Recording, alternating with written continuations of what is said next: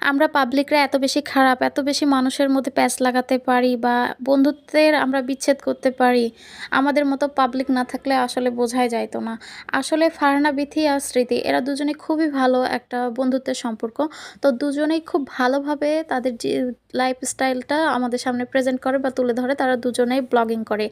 তো তারা শুরু থেকে অনেক ভালো বন্ধু এবং শুরু থেকে তাদের সম্পর্কটা অনেক বেশি ভালো। ফারহানা বিথি ১ম এ মিডিয়াতে পরিচিত হয়। তারপর ফারহানা বিথির মাধ্যমে স্মৃতি মিডিয়াতে পরিচিত হয়। এখন আমরা পাবলিকরা এসে স্মৃতি যখন একটু ভালো পর্যায়ে গিয়েছে ফারহানা বিথির চেয়ে, এখন আমরা এসে স্মৃতিকে খোঁচাচ্ছি যে, "আপনি তো এই জায়গায় এসেছেন ফারহানা বিথির কারণে। আপনি এখন তাহলে কেন ফারহানা বিথিকে ভুলে যাচ্ছেন?" ফারহানা বিথি কি একবারও নিজে এসে বলেছে যে, "স্মৃতি আমার কারণে আজ এইখানে, আমার কারণে স্মৃতি আজকে প্রতিষ্ঠিত।"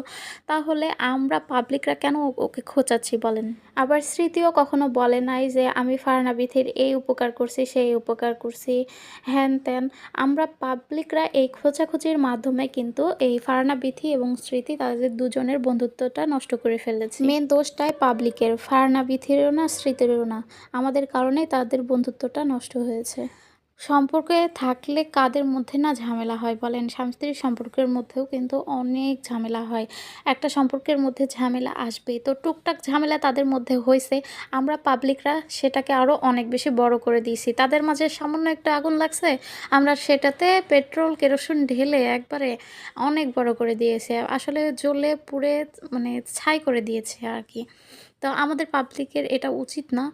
আমাদের আরও উচিত দুজনের মধ্যে মানে যেই সম্পর্কই হোক না কেন, বন্ধুত্ব বা স্বামী-স্ত্রীর সম্পর্ক বা আত্মীয়তার সম্পর্ক, আমাদের উচিত কারোর সাথে কারো ঝগড়া বা কোনো বিবাদ হলে সেটাকে মীমাংসা করে দেওয়া বা তাদেরকে মিলিয়ে দেওয়া। আমাদের কখনোই এটা উচিত না যে ঝগড়াটাকে বাড়িয়ে দেওয়া, তাদের মধ্যে বিচ্ছেদ করিয়ে দেওয়া বা বন্ধুত্ব সম্পর্ককে নষ্ট করা। এটা আমাদের কখনোই উচিত না।